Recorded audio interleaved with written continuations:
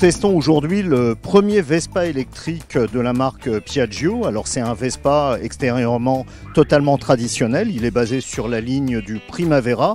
Le modèle thermique, celui-là est totalement électrique, il s'appelle Electrica. C'est le premier modèle de la gamme, il est parfaitement silencieux malgré sa ligne tout à fait traditionnelle. Avant l'essai sur route, on va faire un petit tour du propriétaire pour voir les fonctionnalités de ce modèle. Le mode Power, c'est ce qui permet d'aller jusqu'à 45 km/h, c'est la vitesse maximum. Pour le stabiliser et enfin démarrer, j'appuie sur cette petite molette. Ici, on voit le mot Ready, donc prêt, qui s'affiche et ça veut dire qu'on peut tourner la poignée d'accélérateur pour faire partir le scooter. Il y a deux autres modes assez importants. Le second mode, ça va être le mode Eco. Il est intéressant pour deux choses. D'abord parce qu'il permet de circuler à 30 km/h maximum, ce qui est intéressant dans la circulation des villes, quand on est en circulation dense, qu'il y a des embouteillages. Deuxième intérêt, c'est qu'il va surtout aussi économiser de l'énergie, la batterie va durer beaucoup plus longtemps. Le troisième mode, celui-là qui est un peu étonnant pour un scooter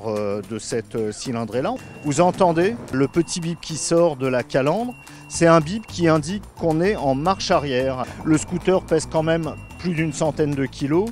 On peut être garé, comme ici c'est le cas, sur une chaussée qui est en pente. On peut avoir un trottoir derrière soi à remonter. La marche arrière va permettre de faciliter les manœuvres, tout simplement.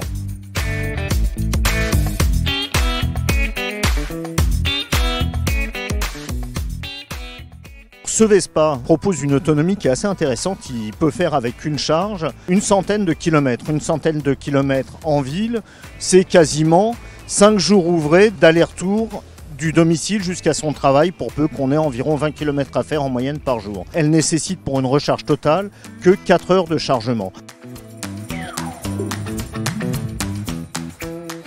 Le Vespa Electrica a évidemment tout pour plaire, pour peu qu'on aime cette ligne un petit peu traditionnelle, cette ligne italienne un peu branchée, un peu urbaine. Seul petit i, il faut quand même le signaler, c'est son prix. Son prix, c'est 6 390 €. Alors bien sûr, il faut compter les primes anti-pollution que propose l'État, mais ça reste quand même un budget assez important, d'autant qu'aujourd'hui, un scooter électrique peut coûter à partir de 2 000 à 3 000 €. Bien sûr, pour ce tarif-là, on n'a ni la marque, ni cette qualité. Là, ça dépendra du choix de chacun et du budget que l'on peut octroyer à un cadeau pareil.